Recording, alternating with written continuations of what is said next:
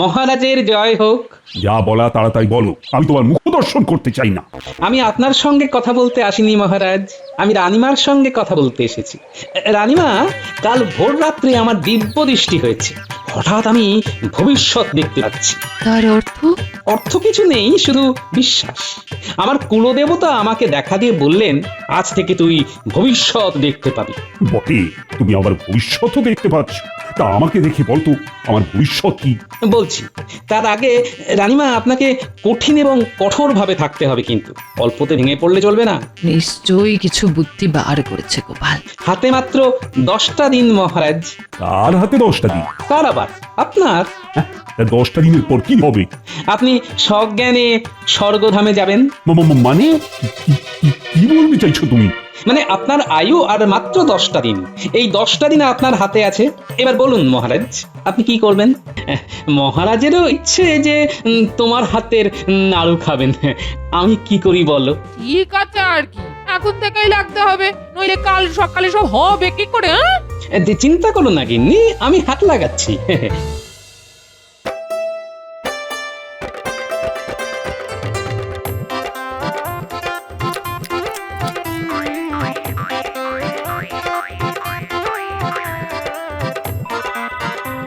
বাহ বাহ বাহ গোপাল, এ তো অপূর্ব নাড়ু। সবার তরফ থেকে তোমার গিন্নিকে অভিনন্দন জানিয়ে দিলাম। কিন্তু এক রাতের মধ্যে এসব করলে কি করে গোপাল? এইখানেই তো আপনার সঙ্গে আমার তফাৎ মহারাজ। সবাই আমার ভুঁড়ি নিয়ে আমাকে খোঁটা দেয়, কিন্তু মহারাজ, এই বেঢপ ভুঁড়ি নিয়ে আমি যে খাটতে পারি, আপনারা সেসব কল্পনাও করতে পারবেন না। তার মানে তুমি কি বলতে চাইছো? মহারাজ খাটতে পারেন না, অকর্মা? শোনো শোনো গোপাল, তোমাকে একটা কথা জানিয়ে দিচ্ছি। আমিও তোমার থেকে বেশি মোটা হব, আর তোমার থেকে বেশি কাজও করতে পারবো। আর কাল থেকে আমার শরীর তৈরি করার কাজ চলবে। যাব বাবা, এটা কি হলো? আজ সভা এখানেই শেষ। আয়, আমাকে আরো 2 হাতা পোলাও দাও তো। মহারাজ, এত খাবেন না, আপনার এত খাওয়ার অভ্যেস নেই, শরীর খারাপ করবে মহারাজ।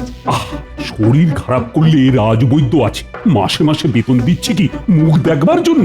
আচো, আরেকটা কাতলা মাছের মুড়ো দাও তো আমার পাতে। আর প্রহরী, রাজবৈদ্যকে খবর দাও তো। যথা আজ্ঞা মহারাজ।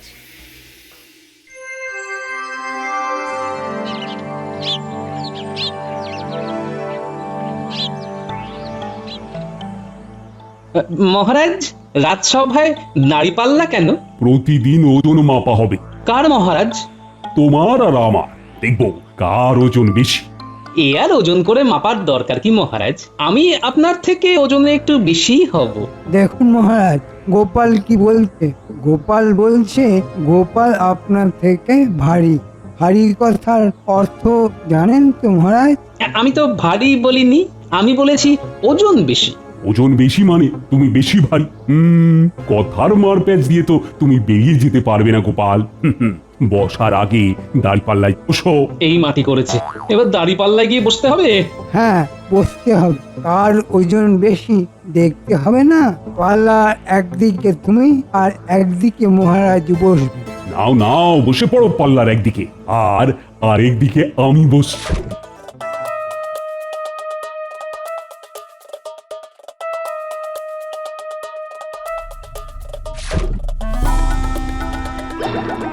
এই দেখুন, পাল্লায় বসার কি দরকার ছিল মহারাজ?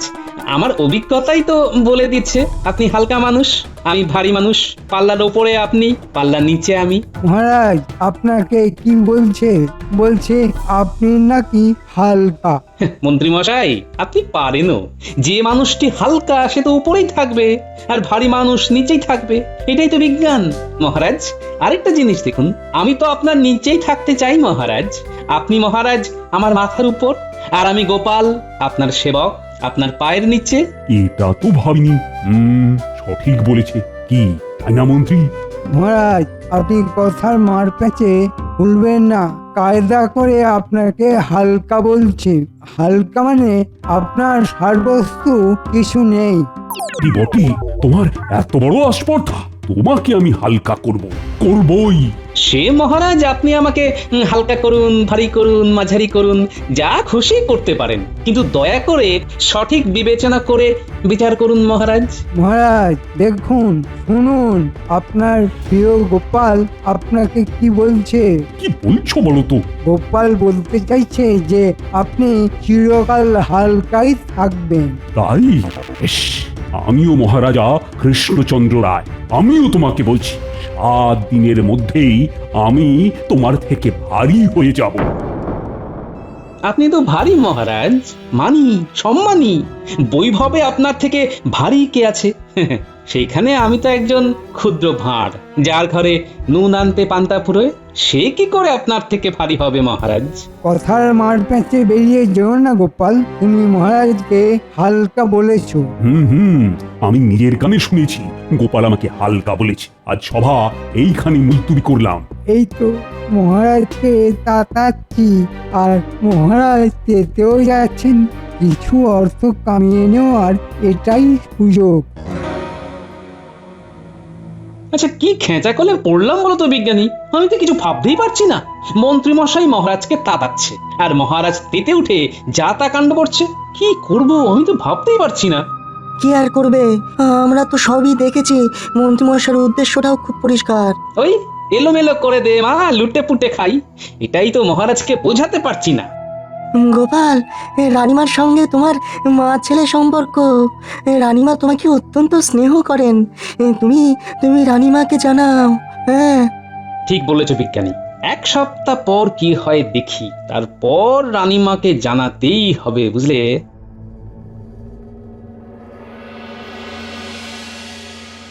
এই মাংসের কাবাব আমাকে আরো দাও তো।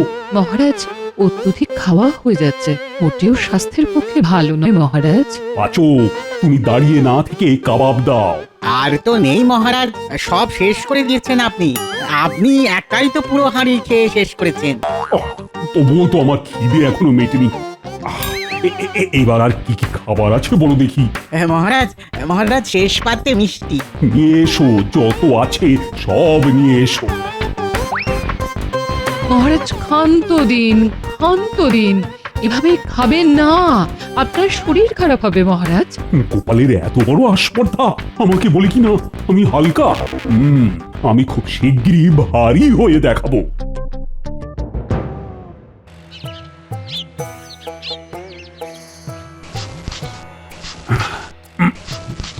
বসতে তো পারছি না। তার মানে আমি গোপালের থেকেও বেশি মোটা হয়েছি। আজ দেখাবো গোপালকে আমি হালকা না গোপাল হালকা। গোপাল, এই যে আমি দাঁড়ি পাল্লায় বসলাম। এবার তুমি এসে বসো, দেখি কে হালকা আর কে ভারী। মহারাজ, আমার অভিজ্ঞতা বলছে আপনি এখন আমার থেকে ভারী। কথায় নয়, কাজে করে দেখাও। নাও নাও নাও, পাল্লায় ওঠো। পাল্লা তো আগে থেকেই উঠে আছে মহারাজ, আমি বসবো কি করে? পাল্লার উপরে ঝুলে পড়ো। তুমি না পারলে প্রহরী তোমাকে সাহায্য করবে। না না না, কাউকে আসতে হবে না, আমি পাল্লার উপর ঝুলছি। এখন আমাকে লাফ দিয়ে পাল্লা ধরতে হবে। উফ, কি কপাল করেছি। মহারাজ আপনি ভারী প্রমাণ হয়ে গেছে, গোপাল হালকা। গোপাল দেখুন ঝুলছে। নিন, এবার আপনি উঠে পড়ুন। প্রহরী, আমাকে তুলে ধরো। আমি নিজে নিজে উঠতেই তো পারছি না। আসলে মোটা হয়ে গেছি তো, তাই একটু কষ্ট হচ্ছে। দেখুন মহারাজ, আপনি উঠতে পারছেন না, আর আমি ওখান থেকে টুক করে লাফিয়ে নেমে পড়লাম। শরীর কিন্তু আমার খুব সতেজ এবং চাঙ্গা। শোনো, আমি তো সিংহাসনে বসতেই পারছি না, তাই আমি এখন সভা বাতিল করে দিলাম। মহারাজ, এবার আপনি আপনার শয়নকক্ষে গিয়ে বিশ্রাম নিন। আমি রাজসভা পরিচালনা করব। এই ষড়যন্ত্রটা তার মানে এই জন্য করা। আজকের সভা তাহলে এখানেই শেষ। কালকে আমি সভা পরিচালনা করব। মহারাজ যতদিন অসুস্থ থাকবেন ততদিন এই রাজ্যের দেখাশোনার দায়িত্ব আমার। থাকবই তো। তুমি মহারাজকে এমন ওষুধ দেবে যাতে মহারাজের খিদে আরো বেড়ে যায়। এই রকমই ওষুধ দিচ্ছি যাতে মহারাজের আরো খিদে পায়, একদম ওই রাক্ষসে খিদে। খেয়ে খেয়ে মহারাজ যাবেন ফুলে, তারপর দুম পটাশ, আর তারপরই মন্ত্রী মশাই আমাদের রাজপাট সামলাবেন। মন্ত্রমশাই চালটা ভালো চেলেছেন, হ্যাঁ? গোপালের সঙ্গে মহারাজের লড়াই লাগিয়ে দিলেন, এবার নিজে নিজে খেতে শুরু করে দিল। আর মন্ত্রী মশাই এই সুযোগে রাজকোষ থেকে অর্থ কিছু নিচ্ছেন। একটু বিলি করুন, বেতনের টাকায় তো আর চলে না। সব হবে, সব হবে। আর কয়েকটা দিন যেতে দাও, মহারাজের আরো খিদে বাড়ুক, তবেই তো উপি আয় হবে। প্রণাম রানীমা। গোপাল, কিছু একটা করো গোপাল, মহারাজ তো খুব অসুস্থ। আমি নিশ্চয়ই কিছু একটা করবো রানীমা, আমাকে 2 দিন একটু ভাবতে সময় দিন। ঠিক আছে গোপাল, তোমাকে ঠিক 2 দিন সময় দিলাম। 3য় দিন তুমি উপায় বার করে আমার কাছে এসো। অবশ্যই রানীমা, এটা আমার কর্তব্য। মহারাজকে সুস্থ করে তোলা আমার কর্তব্যের মধ্যে পড়ে। আমি এখন আসি রানীমা। এসো গোপাল। সত্যি তো, খেয়ে খেয়ে আমি ক্লান্ত হয়ে পড়েছি আর অসুস্থ হয়ে পড়ছি। কোনো কায়িক পরিশ্রমই করতে পারছি না, রাজসভায় যেতে পারছি না। চেষ্টা তো করছি খাওয়া কমাতে, কিন্তু খিদে তো দিনের পর দিন বেড়েই চলেছে। আপনার এই রাক্ষসে খিদে বন্ধ করুন মহারাজ। কেন মন্ত্রীর কথায় গোপালের সঙ্গে কিভাবে লাগতে গেলেন? সব সব দোষ গোপালের। দর্পণে আপনার চেহারা দেখেছেন মহারাজ? গোপাল আমাকে উত্তেজিত করেছে, তাই তো আমি আজ এই অবস্থায় চলে এসেছি।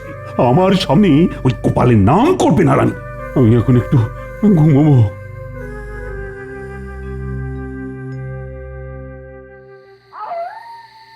কে গো, কি ভাবছো?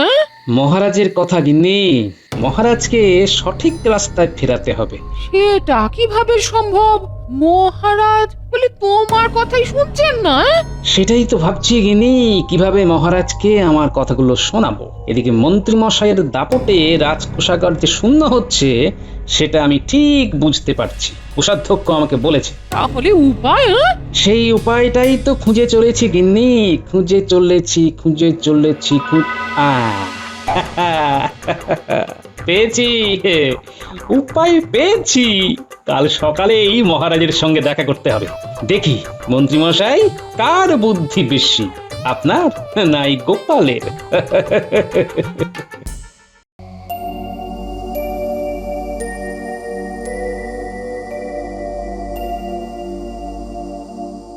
মহারাজ, রাজকোষ প্রায় শূন্য।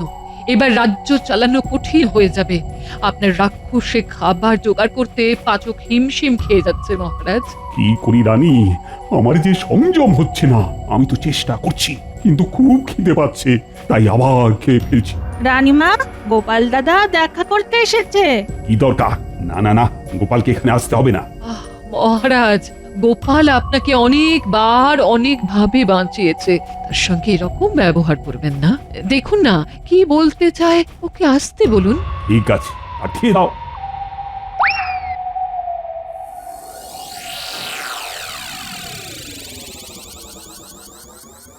এই গোপালটাকে কৃষ্ণনগর থেকে হারটাতেই হবে। হুট করে অন্তপুরে চলে গেল, কি জানি ওখানে গিয়ে আবার কি মতলব করে। মহারাজের জয় হোক। যা বলা তাড়াতাড়ি বলো, আমি তোমার মুখ দর্শন করতে চাই না। আমি আপনার সঙ্গে কথা বলতে আসিনি মহারাজ, আমি রানীমার সঙ্গে কথা বলতে এসেছি। রানীমা, কাল ভোর রাত্রে আমার দিব্য দৃষ্টি হয়েছে। হঠাৎ আমি ভবিষ্যৎ দেখতে পাচ্ছি। তার অর্থ? অর্থ কিছু নেই, শুধু বিশ্বাস। আমার কুলদেবতা আমাকে দেখা দিয়ে বললেন, আজ থেকে তুই ভবিষ্যৎ দেখতে পাবি। বটে, তুমি আমার ভবিষ্যৎও দেখতে পাচ্ছ। তা আমাকে দেখে বলতো আমার ভবিষ্যৎ কি? বলছি, তার আগে রানীমা আপনাকে কঠিন এবং কঠোর ভাবে থাকতে হবে, কিন্তু অল্পতে ভেঙে পড়লে চলবে না। নিশ্চয়ই কিছু বুদ্ধি বার করেছে গোপাল। হাতে মাত্র 10টা দিন মহারাজ। কার হাতে 10টা দিন? কার আবার? আপনার। 10টা দিনের পর কি হবে? আপনি সজ্ঞানে স্বর্গধামে যাবেন। মানে কি বলতে চাইছো তুমি? মানে আপনার আয়ু আর মাত্র 10টা দিন।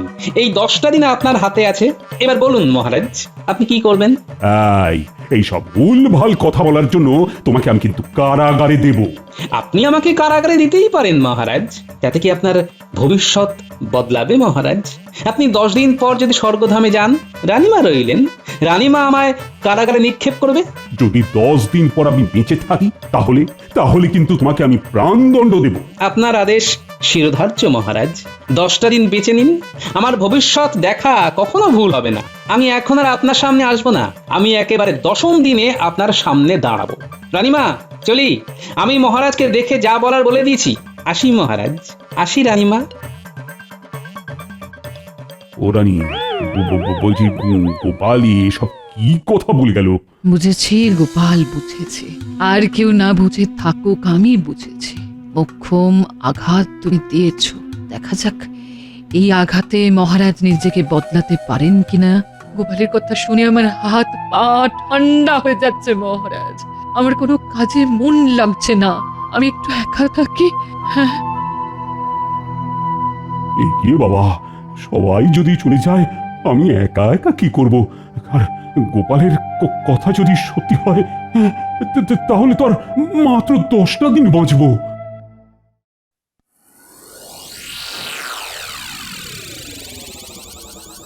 আমি আপনার জন্য অপেক্ষা করছিলাম রানীমা।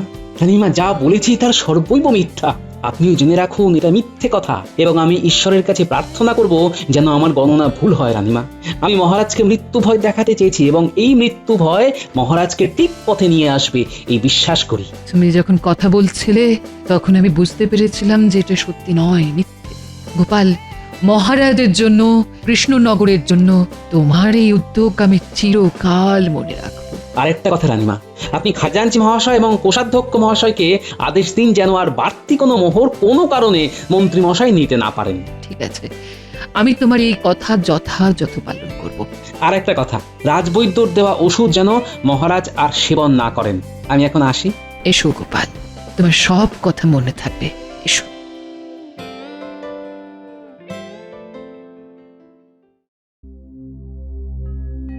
মহারাজ এখন কেমন আছেন? কদিন হলো রানী? 3 দিন কেটে গেছে মহারাজ। হ্যাঁ, তাহলে হাতে আর কদিন বাকি? আর 7 দিন। এই পাচক, তুমি আমার চোখের সামনে থেকে সরে যাও। দেখতে পাচ্ছ না, আর তো মাত্র 7টা দিন। আমার মুখ দিয়ে খাবার নামবে না। চলে যাও, চলে যাও। ওকে যেতে বলো রানী, যেতে বলো। ঠাকুর, তুমি এখন যাও। মহারাজ যদি খেতে চান আমি তখন তোমায় খবর দেব।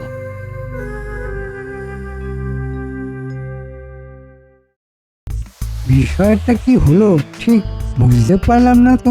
মহারানী খাজাঞ্চিকে আদেশ দিয়েছেন যে রাজকোষ থেকে কোনো অর্থ ব্যয় করা চলবে না। মহারাজ ঘর বন্ধ করে বসে আছেন, আমার ওষুধ পর্যন্ত সেবন করছেন না। পাচক ঠাকুরের কাছে খবর নিয়েছিলাম, তো পাচক ঠাকুর বলছে কোনো খাবারই গ্রহণ করছেন না মহারাজ। তার মানে মহারাজের শেষ অবস্থা, এবার রাজ্যভার সামলাতে হবে। কাল একবার মহারাজের সাথে দেখা করে আসবো। আমিও যাব। সেনাপতি, তোমাকে প্রস্তুত থাকতে হবে। যে কোনো মুহূর্তে আমি রাজ্য দখল করতে পারি। আমি প্রস্তুত। রানী, আজ তো 10ম দিন, তাই না? হ্যাঁ মহারাজ, আজ 10ম দিন। আমি কিন্তু এখনো জীবিত আছি রানী। সেটা ঈশ্বরের আশীর্বাদ মহারাজ। গোপালকে কি খবর দেওয়া হয়েছে? গোপাল হাজির মহারাজ, আমার সাথে সাথে আপনার সভাসদগণ সবাই উপস্থিত মহারাজ। গোপাল, তুমি নাকি মহারাজকে মৃত্যু ভয়ে দেখিয়েছ? আমি আপনার কাছে কোনো কৈফিয়ত দিতে রাজি নই মন্ত্রী মশাই। আমি দুজনের কাছে কৈফিয়ত দিই, 1 মহারাজ, 2 রানীমা। আপনাদের কারো কাছে কোনো কৈফিয়ত দেব না। দেব না বললে তো হবে না গোপাল। আমি তো কৃষ্ণনগরের মন্ত্রী, সুতরাং আমার জানার অধিকার আছে। মন্ত্রীমশাই, আপনি উত্তেজিত হবেন না, উত্তেজনা প্রশমন করুন। গোপালের কাছে আমার কিছু প্রশ্ন আছে, গোপালের উত্তর পেলে আপনারা সবাই সব কিছু বুঝতে পারবেন। আপনি প্রশ্ন করুন রানীমা। হাতে মাত্র 10 দিন, এটা মিথ্যে ভবিষ্যৎবাণী, তাই না গোপাল? আপনি যথার্থই বলেছেন রানীমা। আমি কোনো ভবিষ্যৎদ্রষ্টা নই, আমি একজন ভাঁড়। মহারাজের মনোরঞ্জন করাই আমার কর্তব্য।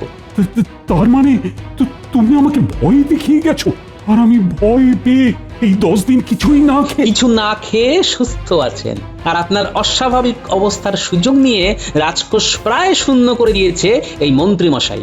রাজবৈদ্য, তুমি মহারাজকে খিদে কমানোর ওষুধ দিয়েছো তাই না? তাহলে উল্টে খিদে বেড়ে গেল কি করে? মুখে কথা নেই, হ্যাঁ? যাক মহারাজ, আপনি নিশ্চয়ই বুঝতে পারছেন কি থেকে কি হয়েছিল আর এখন কি হলো। এবার আপনি আমাকে শাস্তি দিন। শাস্তি? কেন? ওই মিথ্যা বলার অভিযোগে।